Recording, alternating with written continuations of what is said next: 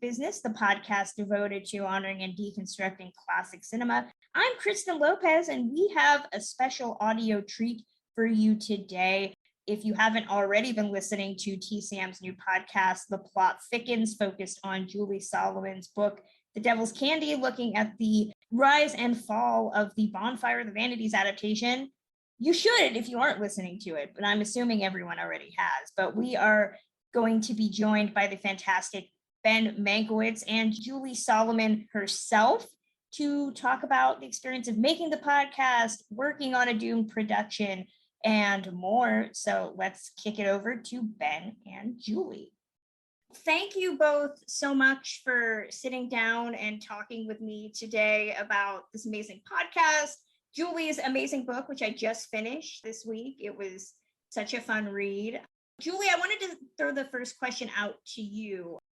Can you talk a little bit about narrating a podcast and telling this story in that format? I guess, what was the pitch from TCM for you to get you on board this project? Well, it actually started with Campside Media, and Matt Scher from there just sent me an email through my website and said, would you like to turn The Devil's Candy into a podcast?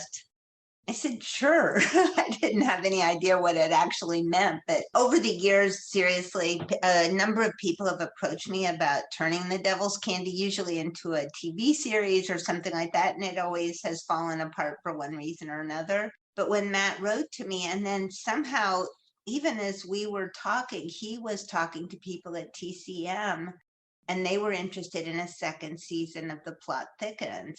So when they told me that, I thought, oh my God, that's so exciting, because I was a fan. And so it was kind of exciting just to be part of that. But obviously it's very different from my usual thing, which is hiding behind my computer with this off. So.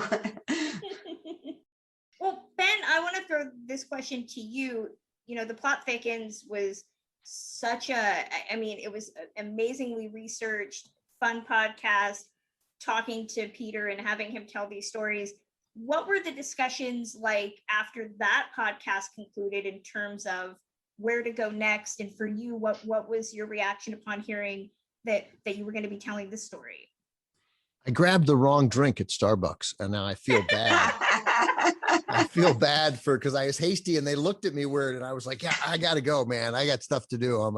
I got interviews to do, and I got a latte that's half decaf. It tasted weird. I got to be honest. Mine is correct. So, not to rain on your parade, but I make a lot of very puzzling mistakes during the course of the day. Anyway, once we finished and once we got the reaction, we're at like over 1.5 million downloads for season 1. And it was very clear we were going to do it again. Everybody liked it. And I think, and since now we're sort of 2 for 2, we're going to do these. This is going to be part of what TCM does, until we run out of stories in the year 2974. No, there's so many great stories to tell. And it's not like I've read every movie book there is, but this is the best one.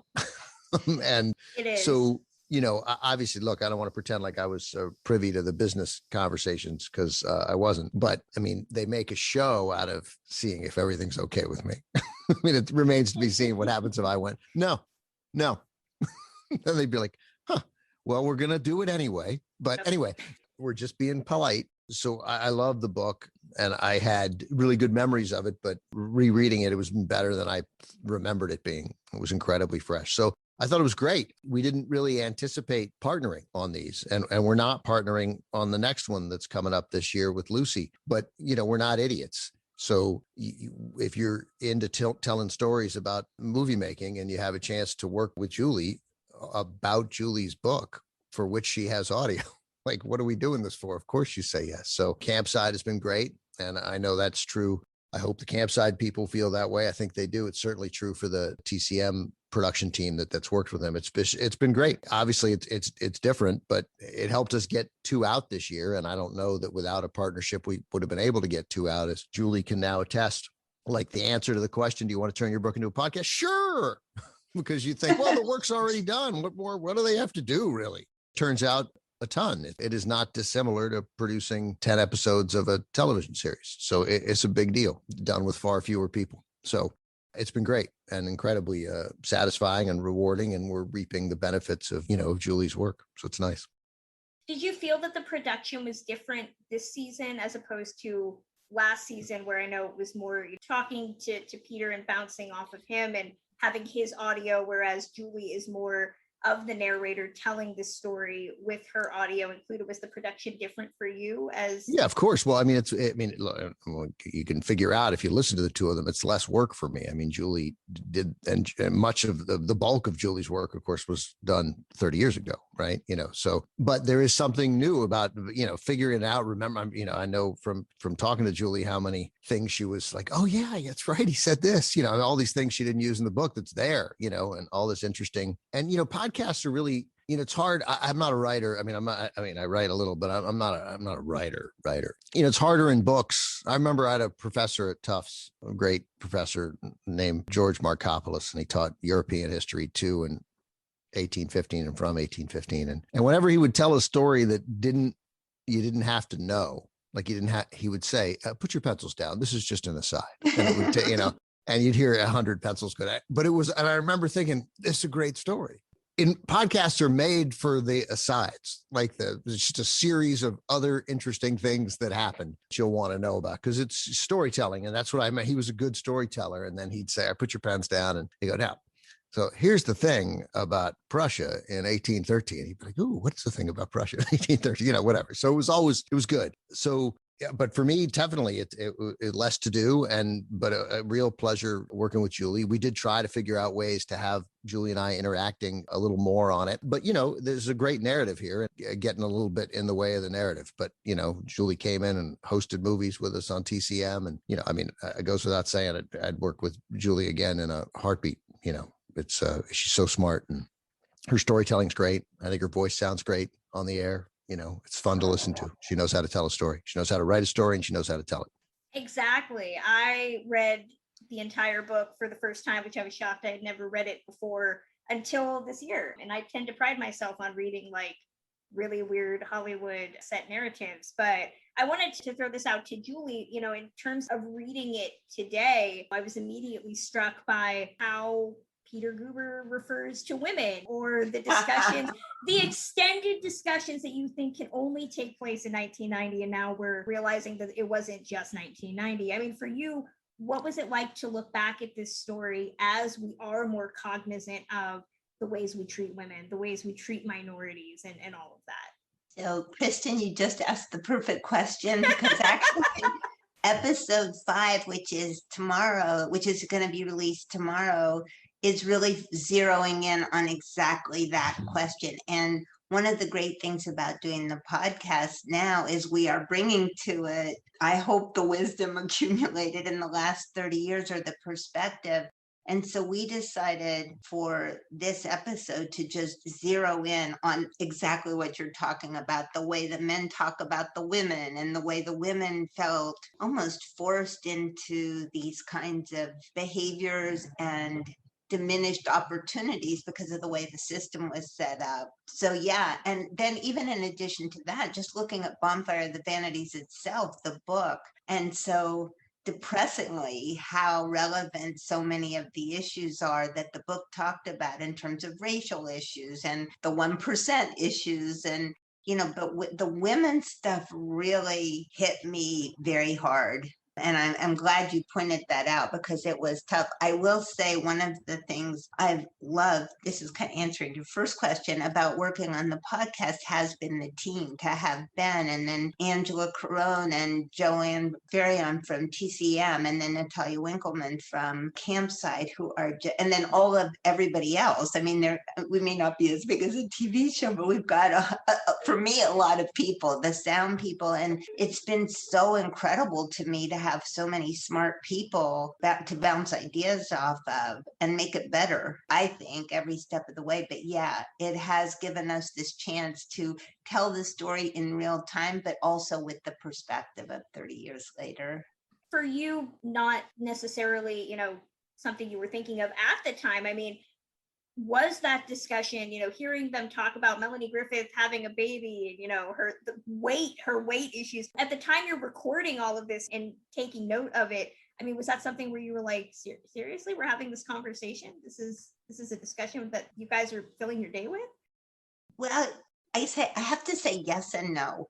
I mean, as I was hearing it, and I certainly wrote it in the book, I knew this is not cool. This is not appropriate. But there was another part of me that's going, keep on talking, guys. This is fabulous. I can't believe you're saying these things in front of me. Because even then, you weren't supposed to say that right out loud in front of other people. But I think the beauty of it was, I think I was around so much that people just stopped seeing me. I just became like a piece of furniture or something. I don't know what, but I definitely knew it was inappropriate, but I was more thinking, oh yeah, this is great. This is great. Just keep it coming.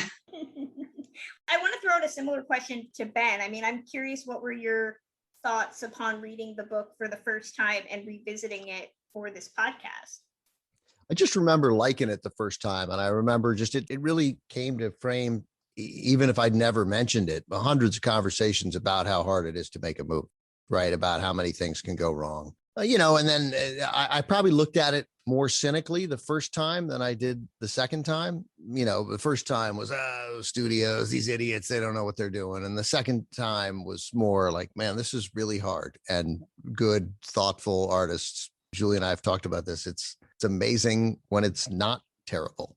Like, that's the accomplishment. So I just did an understanding of how the business works. It really is. I mean, it just strikes me every film student ought to read this book, right? It's just this is how things can go wrong with really, obviously there's some cynicism in there, but with really well-meaning people from top to bottom. And, the sexism stuff I probably missed. I mean, or I probably didn't miss it. I was a moderately sentient person that whenever I read it the first time in the early 90s. But, I didn't. What struck me this time was the manner in which they talked about Melanie, and she was powerful, right? Like, she had heat and power, and it still didn't matter. That's what got me. Like, this is how you think it's tougher for women. In my head, it's like, well, sometimes we give a little too much credence to the effects of sexism when the women are powerful, when they have agency.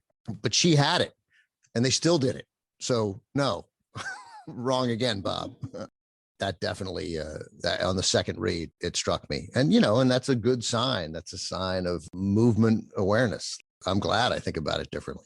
So anyway, there was real value into reading it again, not just to prep for doing the podcast. To go off of the film itself, I mean, I know there was a discussion on Twitter about people, because many of my friends on social media were seeing the movie for the first time because of TCM's airing of it.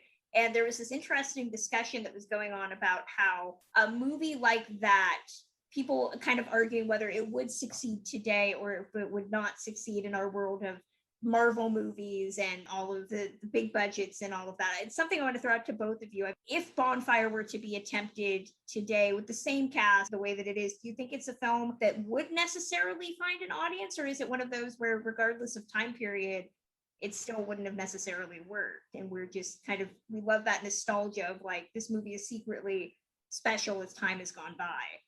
I mean, I think people in a weird way can watch it with more forgiveness now than they did then, because I think then it was being looked at as sort of the bastardization of Tom Wolfe's novel or whatever it was.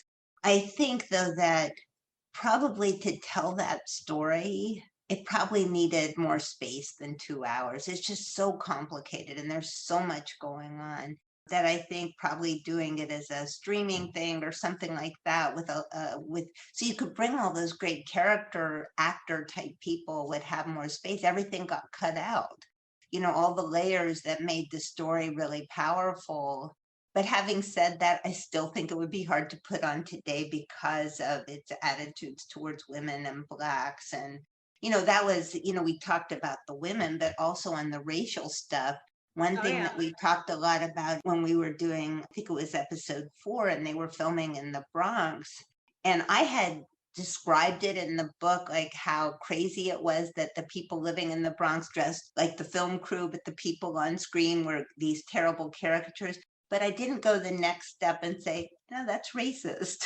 And I just think partly because I don't know. I think we just accept, we may have not liked things and we may have pointed out things, but I think today people are more stronger about just saying, no, that's not cool. You can't say it like that. I think it doesn't mean that you shouldn't try to make a series out of Tom Wolfe's book. I think it has a lot of interesting things to say about race and class, but I don't think you could do it the way it was done 30 years ago. No, I agree. I mean, I think it could work today. I think I'm actually less forgiving when I see the movie now. And I'm curious why that is, because I think I'm a very forgiving viewer and I like most things. I like most things that are sort of attempts to be thoughtful, like I see the intent. And here's where the cynicism still creeps back in. I say this, I'm not, as you know, a writer, and I'm not a director, and I'm a producer. I'm not anything. In my opinion, shouldn't matter. But this movie had something to say and then mangled it in a way that frustrates me deeply. It's the kind of movie that I still hate. It tried to say something and make itself feel good about saying it. It didn't understand that the book wasn't racist, right? To me, a naive reading of the book was racist. What the book was saying is that the world is filled with racists and that there's some hucksters on the other side who are trying to take advantage of it, but there are hucksters everywhere. Everybody's playing for themselves. It was a very 80s book, right? About greed, self-promotion, marketing, right? I mean, it was a Trump book, right? I mean, it wasn't really about Trump, but it could have easily been about it. It's about Trump's world. So it's really hard to do that. And so I do think it was miscast. And I think Tom Hanks is like the Jimmy Stewart of this generation and a little Gary Cooper. But I just think he was probably 10 years too young for that part right then. Right. I mean, that guy has to be older. Otherwise, he can't command there's no 34-year-old commanding that kind of respect in New York. Tom Hanks looked so young. And Melanie was, I think, probably cast correctly. But that reporter was British for a reason, and older and seasoned and cynical and worn down. And he wasn't Bruce Willis. He wasn't sort of super cheeky, right? In that way, in Bruce Willis's way, that guy had to have been hardened and seen awful things. And he should have been British. That's why that's why he made him English. Anyway, obviously the fearfulness about race that led to Morgan Freeman, who could certainly have been in the movie in a very effective way because he's one of the great actors of his generation, just felt off. Everything felt off. And when you have something important to say and then you bungle it because you're afraid. So it's like I'm watching a movie where everybody was afraid, even if they didn't feel like they were afraid. But I know they were afraid. I know it. Just as humans, those were fearful humans, scared of the reaction. So I don't find myself very forgiving about the movie. But as a story, I like watching it and talking about it, which is why the podcast works and why Julie's book is so great. It was great for me to finish Julie's book. I revisited De Palma's Black Dahlia movie last weekend, which was very funny to have been finishing your book, Julie, because I was literally saying all of the problems that Julie mentions in that book seem like they're in this movie as well, which made me, as a woman on Twitter, film bros have their beloveds, and De Palma is definitely one of them. I mean, how do you look at De Palma do you look at De Palma as an auteur now, as the reception to his later work seems to still be very similar to what it was in 1990 when he was making this? Look, Brian is definitely, when he does it, he has a filmmaker that has a very unique, particular voice. And I think that's why people either really love him and he has his followers, or have a real aversion to him because he's got a strong personality. And I think what happened with Bonfire is that he wasn't making a Brian De Palma film. He was making a Warner Brothers film directed by Brian De Palma. And that's a really different vehicle. And probably if he was making a Brian De Palma film, he would never have made Bonfire of the Vanities. Right. Because Bonfire of the Vanities, what made the book so appealing and what you need for that story is a lot of talking. It's a talking story. You need those characters saying things. It's sort of like and Brian works on a purely visual. He doesn't care about plot. I mean, if you watch Brian's movies, plot just doesn't doesn't seem to interest him that much in any conventional sense of plot. And so Bonfire of the Vanities is a heavily plotted story by design. And if you start tinkering with it, like Ben was saying, by watering it down or changing the characters or doing all these things, then it's something else. And the thing that it is doesn't make sense. So I think, with De Palma, it's funny to me that his movies are, would you call it bro movies? That guys like them. I mean, look, my son, from the time he was 7 years old, had Scarface paraphernalia around his room, which is probably a sign of my bad parenting or something. But, my daughter doesn't have so much, not to gender stereotype or anything, but, he has a particular way of talking about things, which is funny because if you ask him what his favorite movie is, he'll say The Red Shoes. So, which is not what you would expect. So, artists are interesting and mysterious, but I think, I think he's one of the more interesting directors that we've ever had come trotting across the landscape. But is he a good Hollywood director? He's done it, but I don't think it's where his heart lies. Yeah, The Black Dahlia is a beautiful, beautiful movie. I mean, in terms of the way it looks, but I think the biggest issue my co-host and I had was probably the fact that LA Confidential exists, which I know was a big issue with him making that movie, is that they sold it as a Black Dahlia film and he wanted to make something that was more of an Elroy adaptation, which did not, work. So, I was like, it's beautiful to look at, but I don't know if the plot is there, like you said. So well, I wanted to throw this question out to Ben. I don't know if you can talk much about the upcoming third season in terms of what that looks like with Lucille Ball. Can you give any hints about what season 3 might include? Well, it's a pretty complete look at Lucy, and that includes a pretty thorough look at her relationship with Desi. And to do that, you need to have significant background on Desi. So there's a whole episode dedicated to him. Mm-hmm. She was a little bit, the Muhammad Ali of her time. She was arguably among the most famous people in the world, and just has this incredibly rich, interesting background and a interesting family history. And in an era where, we saw so many, we talked about Melanie's power and that they still talked about her that way. But, Lucy had so much power that she survived a blacklist scandal that lesser evidence destroyed people. Right. But she was a moneymaker. Right. I mean, obviously that's why. Right. To me, like you don't have a paper trail to prove it, but that's why. And, so there's all this insight then about how, that worked to the extent that people wanted it to work. But if it was going to be a problem with Lucy and it was going to backfire on the people sort of leading the blacklist, well, then forget Lucy. We'll move on to somebody we can crush. So there's all these great components to it. And she was a significant, as Kristen, a significant contract player at RKO and got to be a pretty big star. And she was just here's a shocker, a person, right? So she's got all these human qualities, and then captured America's imagination like no other comedian had to that point. So it's a really interesting, complicated story of a word we overuse, but there's no Lucy counts. Lucy is an icon. She gets it. We overuse it, but it applies to her. And we have access to so much great material from her talking about her life. So no, we didn't get to sit down with her like I did with Peter, obviously, but it's good. And you'll hear a lot from Lucy and a lot from people who knew her, including some people in her family. It's pretty good. I mean, it's all mapped out. I've already, recorded some of the episodes, and, it'll be here in the fall, and it'll be a great follow-up to The Devil's Candy. My mom is going to be incredibly happy. She is a massive Lucy fan. I got her Lucy and Desi signed canceled checks for Mother's Day. So she has those as her prized possession. Although if we're talking blacklist, you can't throw out the word blacklist without me opining about John Garfield, who's my favorite. Yeah, sure, right. Communism killed him. Right. Well, I mean, a conspiracy between the movie industry and the government killed him. Yep. But yes. So yeah, it's good stuff. We did a Carol Burnett interview talking about Lucy, and she told a great story about when she was talking about one of her reincarnations of the show and how she had to step in and produce because something wasn't satisfactory in the early stages. And she goes, when I was with the Cuban, he did all this. And I couldn't stop laughing at Lucy saying, when I was with the Cuban.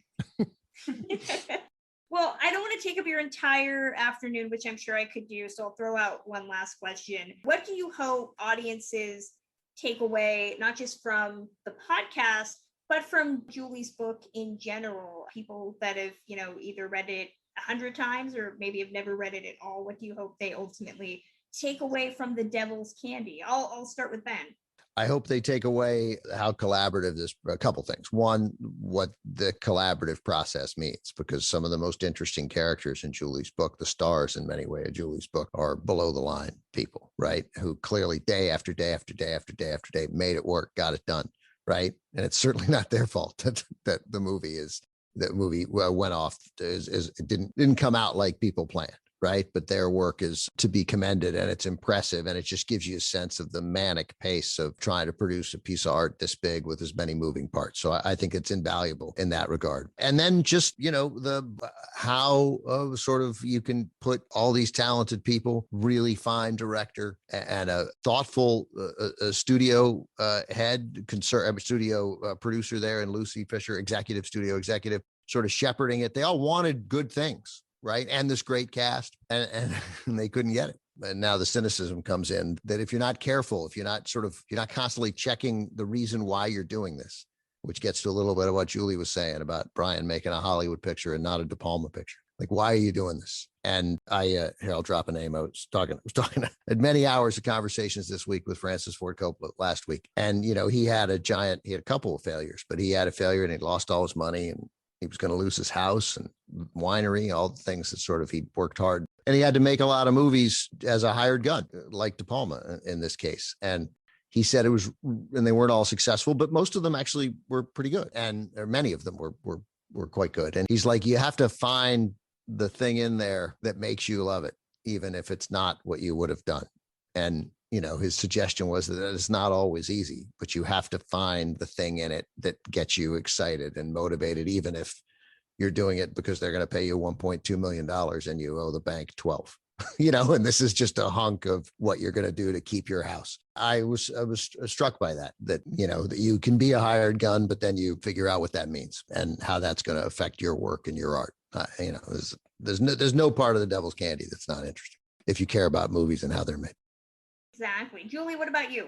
So, well, Ben said everything so well, as he does, but I would say the only additional thing, and the thing that has really gratified me over the years since the book came out, was how many people can relate the situation of The Devil's Candy to other situations. So yes, it's about the movie business and it's about the making of a movie, but I think it's also about any kind of collaborative process and about finding that balance between having passion and having that motivation to do something great, whatever it is. And I mean, I guess for me, it was always about writing a book or whatever. How do you, balance that? But when you're dealing with a whole lot of people and a lot of money is attached to it, how do you find that balance? And that is, so you can be somebody who never tries for it. You never go for the devil's candy and you play it super safe, or you go for that big thing and you can fall pretty hard. And I think that to me is part of the appeal of the story outside the movie business as well.